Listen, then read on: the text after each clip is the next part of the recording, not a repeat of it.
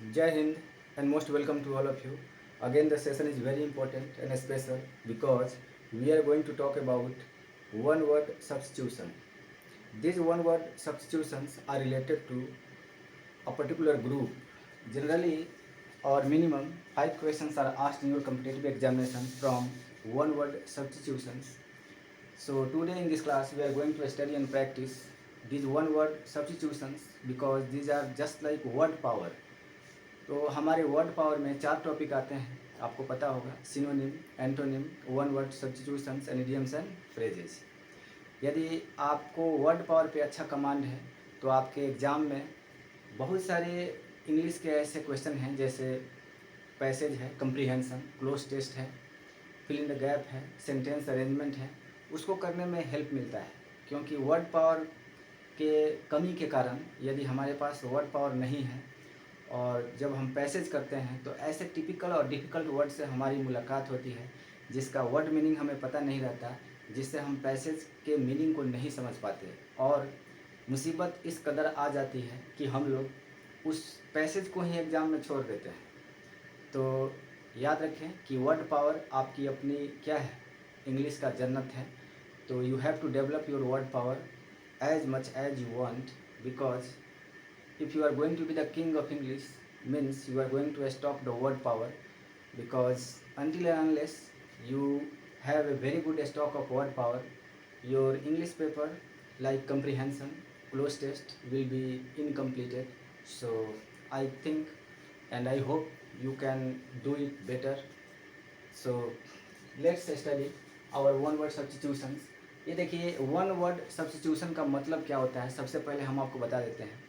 One word substitution का मतलब होता है कि एक सेंटेंस को सब्स्टिट्यूट करके एक वर्ड में आंसर देना, इसको कहते हैं वन वर्ड सब्स्टिट्यूशन। जैसे कि आप देख रहे हैं, अ ग्रुप ऑफ सिंगर्स, ये जितना भी वर्ड हमने दिया है ये सब ग्रुप से रिलेटेड है। तो यानी कि हमारे एग्जाम में ग्रुप से रिलेटेड एक ना एक क्वेश्चन आ ही जाते हैं। और ये जो हमने 12 क्वेश्चन दिए हैं ग्रुप से, हो सकता है कि आपके एग्ज़ाम में अगर पूछेगा तो एक ना दो क्वेश्चन यहीं से रहेगा। तो ध्यान रखिएगा, बहुत इंपॉर्टेंट है। और पे your attention here, B with me. कहते हैं कि अ ग्रुप ऑफ सिंगर्स, गाने वाले के ग्रुप को क्या कहते हैं, तो ध्यान रखिएगा, इसको कहते हैं क्वायर। ठीक है, या कोरस वर्ड याद रखिएगा। ये अगर दिख रहा होगा तो ठीक है, नहीं तो आप आवाज़ सुन लीजिए। Spelling CHORUS, chorus. Chorus is a literary word taken from the field of literature. तो हम लोग जब लिटरेचर पढ़ते हैं उसमें कोरस वर्ड आता है, तो कोरस में भी वही होता है, अ ग्रुप ऑफ सिंगर्स। ठीक है, तो याद रखेंगे, गाने वाले को ग्रुप को, सिंगर्स के ग्रुप को क्या कहते हैं, तो क्वायर कहते हैं या कोरस कहते हैं। आपको याद हो गया होगा। सेकंड पे आते हैं, a group of singers, dancers and actors who perform together in different places. अब इसमें क्या हुआ कि इसमें सिंगर्स तो था ही, इसमें सिंगर्स है, डांसर्स है और एक्टर्स है। ऐसे ग्रुप जिसमें सिंगर्स, डांसर्स और एक्टर्स एक साथ मिल करके परफॉर्म करते हैं अलग अलग जगहों पे, डिफरेंट प्लेसेस में, तो उसको ट्रूप कहते हैं। ट्रूप का स्पेलिंग पे ध्यान दीजिएगा, TROUPE। ठीक है, ये ट्रूप है, बहुत इंपॉर्टेंट है, TROUPE। और थर्ड नंबर क्वेश्चन है, अ ग्रुप ऑफ मंकीज, कि बंदरों के ग्रुप को क्या कहते हैं। मंकीज का एक सिनोनिम है बैबून्स, याद रखेंगे, BABOONS, बैबून्स। बैबून्स का मतलब भी होता है बंदर और मंकीज का मतलब भी होता है बंदर। तो बंदरों के ग्रुप को क्या कहते हैं, तो याद रखिएगा, इसका भी स्पेलिंग मीन जो साउंड है सेम है, जैसे इसका ट्रूप है TROOP। ध्यान दीजिएगा, a group of monkeys, a group of baboons को ट्रूप कहते हैं। तो ये स्पेलिंग में ध्यान देंगे, TROOP है, इसमें TROUPE है। तो sound is the same but spelling are different, जो स्पेलिंग्स हैं वो डिफरेंट है। तो इस चीज़ को हम लोग एक फोनेटिक्स है, उसमें हम लोग स्टडी करते हैं, लिंग्विस्टिक्स करते हैं, उसमें होमोनिम कर सकते हैं, होमोनिम टाइप का एक टॉपिक है। तो याद रखिएगा, सिनोनिम, एंटोनिम, होमोनिम, इस तरह का वर्ड होता है जिसको आपको याद करना होता है। तो जब दोनों का साउंड देख लीजिए, दोनों का साउंड सेम है, ट्रूप है, लेकिन मंकीज वाला में डबल ओ है, क्योंकि बैबून में डबल ओ है। ट्रिक याद रखिएगा कि बैबून जो वर्ड है जिसका मतलब बंदर होता है उसमें डबल ओ है और उस ट्रूप में भी डबल ओ है। तो ऐसे आपको डिस्टिंग्विश करने में आसानी होगी और आइडेंटिफाई करने में बहुत हेल्प मिलेगा। चलिए आते हैं 4 नंबर पे, अ ग्रुप ऑफ डांसर्स। डांसर्स के ग्रुप को क्या कहते हैं? तो चूँकि ऑलरेडी इसमें हो चुका है, इसको भी ट्रूप ही कहेंगे। अलग अलग तरह से बहुत बार क्वेश्चन आया हुआ है हमारे एग्जाम में, ठीक है। तो चाहे a group of dancers, actors और singers who perform together in different places, उसको भी हम लोग ट्रूप कहेंगे। केवल ऐसे भी क्वेश्चन आ जाए एग्जाम में कि अ ग्रुप ऑफ डांसर्स को क्या कहेंगे, तो उसको भी ट्रूप कहेंगे। लेकिन याद रखिएगा, पेपर में केवल इतना पूछे कि अ ग्रुप ऑफ सिंगर्स को क्या कहते हैं, तो क्वायर फर्स्ट क्वेश्चन है, क्वायर है और कोरस है। क्योंकि ये हम लोगों को ध्यान देने का मैटर है, क्योंकि पेपर में कब कौन सा क्वेश्चन पूछ रहा है, उसका जवाब क्या होगा, ये हम लोग तभी क्लियर कर पाते हैं जब हम लोग क्लियरली और बहुत केयरफुली स्टडी करते हैं। तो आइए यहाँ पे, अ ग्रुप ऑफ गर्ल्स, ये बहुत बार हमारे एग्जाम में पूछ दिया गया है, बहुत प्यारा वर्ड है। लड़कियों के ग्रुप को क्या कहते हैं, ये लड़कियों को पता होगा, और नहीं पता होगा तो ये देख लीजिए, ग्रुप ऑफ गर्ल्स को बेबी कहते हैं, BEVY। लेकिन बहुत सारा बार हम लोग सुनते हैं ये वर्ड बेबी, बेबी नहीं कहते हैं। बेबी का मतलब होता है बच्चा, तो baby word is not used for girls, but generally we use because this is pretty and lovely word. तो baby okay, no problem, but group of girls याद रखिएगा, पेपर में अगर पूछ दे कि ग्रुप ऑफ गर्ल्स को क्या कहेंगे, तो बेबी कहेंगे, नॉट बेबी, ठीक है। बाय द वे, आप जो वर्ड लेना चाहते हैं, जैसा यूज करना चाहते हैं, ये आपकी मर्जी है, लेकिन ये पेपर में याद रखेंगे, अ ग्रुप ऑफ गर्ल्स को बेबी कहेंगे। 6 है, अ group of fishes moving in one direction.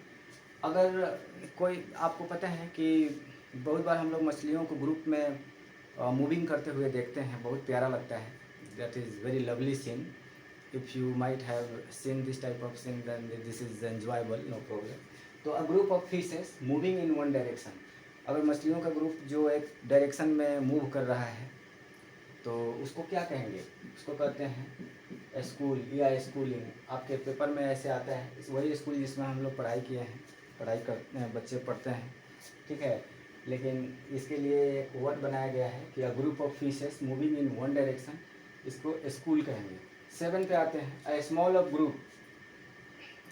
Group of musicians who play popular music together with a singer or singers। अब ये थोड़ा सा इस टाइप का वर्ड है, थोड़ा देखिएगा। ए स्मॉल ग्रुप ऑफ म्यूजिशियंस कहता है कि छोटे से ग्रुप का जो एक छोटा सा म्यूजिशियंस का ग्रुप होता है, हु प्ले पॉपुलर म्यूजिक, बहुत पॉपुलर म्यूजिक गाते हैं। बहुत पॉपुलर का मतलब जो हमें पता रहता है, अक्सर हम लोग ऐसे गाना सुनते हैं जो हमें पता रहता है कि किस मूवी का है ना। तो इस तरह के म्यूजिशियन का ग्रुप आपको मिले जो पॉपुलर म्यूजिक गाता हो, टुगेदर विथ अ सिंगर, उसके साथ एक सिंगर भी होगा या ग्रुप ऑफ सिंगर्स भी होंगे। तो इसको हम लोग कहते हैं रॉक, ROCK, रॉक या रॉक्स जो भी बोले, या जाज, JAZZ, तो जाज बोलते हैं। आपने सुना होगा रॉक स्टार्स, एक मूवी, रणबीर कपूर की मूवी आई थी जिसमें वो रॉक स्टार की तरह गाना गाता है। हमको गाना याद नहीं आ रहा है, लेकिन उसमें रॉक स्टार का सीन किया हुआ है। बहुत सारे ऐसे म्यूजिशियंस मिल जाते हैं जो पॉपुलर सॉन्ग परफॉर्म करते हैं, और जैसे आप घूमते हुए कहीं देख सकते हैं इस तरह का सॉन्ग, जैसे म्यूजिशियंस होगा वो play popular music together with a singer और सिंगर्स, उनके साथ सिंगर भी होंगे, या एक सिंगर होगा या बहुत सारे सिंगर्स होंगे। नंबर 8, अब इस सारे क्वेश्चन को ज़रा ध्यान से देखेंगे क्योंकि एग्जाम में सब पूछा हुआ है। तो किस स्टाइल में क्वेश्चन आएंगे, nobody knows, but only thing is that you have to pay your attention very carefully and clearly so that you can target your answer in your competitive examinations in a very easy way। तो आइए 8 number पे हम लोग चलते हैं, a group of Lions. A group of Lions को क्या कहेंगे? देख, बहुत प्यारा वर्ड है, बहुत। लायंस का मतलब शेर, शेरों के ग्रुप को। अब देखें जहाँ शेर होंगे, तो जब भी शेर का ग्रुप मिले जिसमें एक ग्रुप 10 से 15 हो, जिसमें मेल्स और फीमेल्स लायंस हो, तो इसको हम प्राइड कहते हैं, PRIDE, प्राइड। तो ऐसे कभी कभी क्वेश्चन को लार्जर कर देता है कि a group of Lions consisting of the group of 10 to 15 और 20 Lions including mails and females. तो इतना लंबा से कुछ दिक्कत नहीं है, आपको बस इतना ही याद रखना है कि अ ग्रुप ऑफ लायंस को क्या कहते हैं? Pride, PRID। Pride is by the way is very powerful word, क्योंकि लायंस है, प्राइड का मतलब लो ना, बहुत प्राइड की बात है। मतलब उच्च दर्जा की बात है ये, तो याद रखिएगा। 9 नंबर है अ group of worshippers, religious people. धार्मिक लोगों के ग्रुप या पूजा करने वाले के ग्रुप को क्या कहते हैं? ये भी हमारे एसएससी सीजीएल के एग्जाम में ऑलरेडी पूछा हुआ है। सीजीएल यहाँ पे लिख देते हैं आपको, सीजीएल, ठीक है भाई, सीजीएल के पेपर में आ गया है ये। अ ग्रुप ऑफ वर्शिपर्स या रिलीजियस पीपल को क्या कहते हैं? तो आपको पता है वर्शिपर्स का मतलब पूजा करने वाले, और रिलीजियस पीपल मतलब धार्मिक लोग। तो धार्मिक लोग भी तो पूजा पाठ ही करते हैं। तो जैसे आप देखे होंगे सावन में जब बोल बम लोग जाते हैं कांवर लेकर के, तो वो ग्रुप में जाते हैं, सिंगल नहीं जाते हैं। उसकी बात ही हटा दीजिए। जैसे कि ये है मंदिर में अगर हम लोग जाते हैं शिवरात्रि के दिन या बहुत सारे पूजा करने के लिए, तो बहुत बार देखे होंगे कि लोग पूजा करने के लिए भी ग्रुप में जाते हैं, सिंगल नहीं जाते हैं। तो जब भी ग्रुप में आपका कोई भी वर्शिपर्स मिल जाए या रिलीजियस पीपल मिल जाए, धार्मिक लोगों का ग्रुप मिल जाए, तो उसको कंग्रीगेशन कहते हैं। क्या कहेंगे? कंग्रीगेशन, CON, कंग्रीगेशन।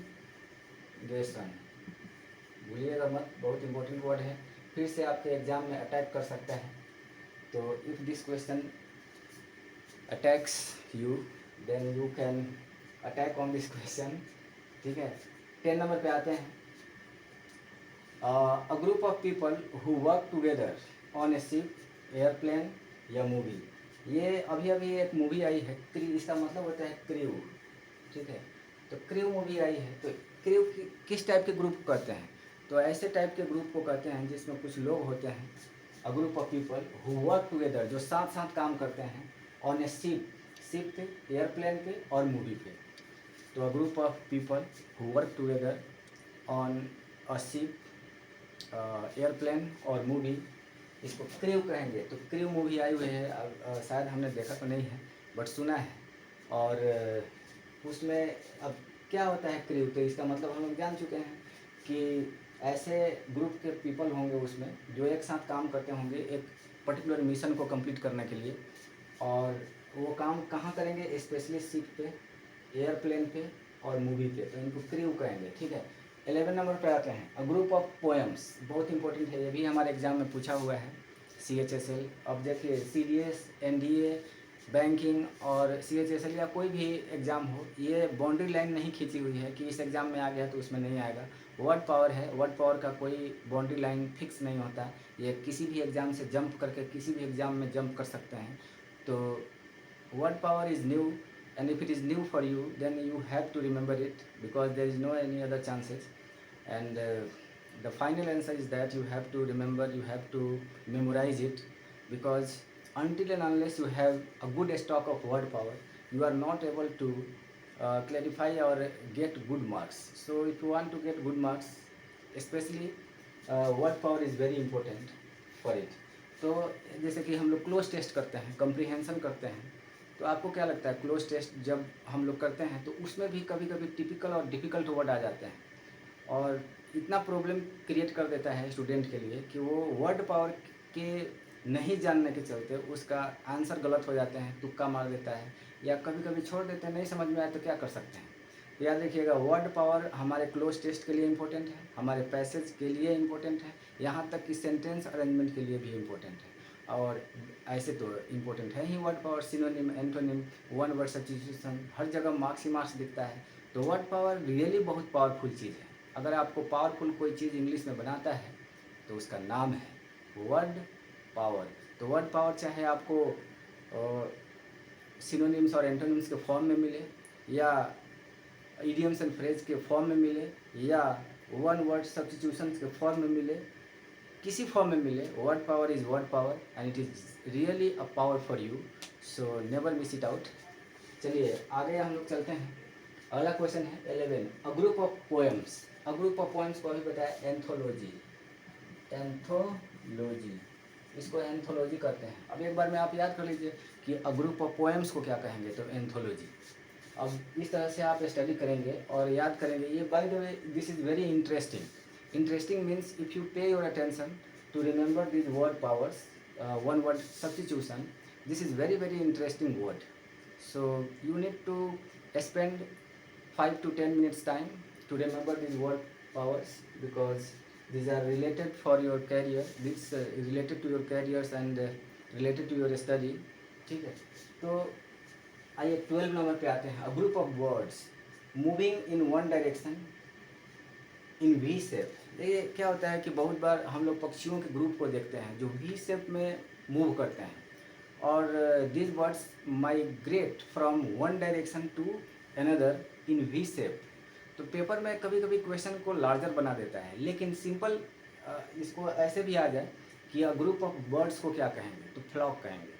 चाहे वो क्वेश्चन ऐसे आ जाए कि a group of birds moving in V direction और migrating from one direction to another, इतना भी पूछ दे तो भी फ्लॉकिंग होगा। FLOCK, FLOCK। ठीक है, तो एक बार और समझा देते हैं। अ ग्रुप ऑफ बर्ड्स, अगर पेपर में इतना भी पूछ दे तो फ्लॉक ही आंसर होंगे, लेकिन a group of birds moving in one direction in V shape और migrating from one direction to another, इसको भी हम फ्लॉक ही कहेंगे। तो I hope you might have enjoyed my class, and we shall meet again in the next video. So the most important thing I would like to share with you is that if you want me to upload more and more video, then I want you to inspire me through like, share and comment, because if you inspire me, I will inspire and motivate you by uploading more and more videos for you. Thank you very much and best of luck. Jai Hind.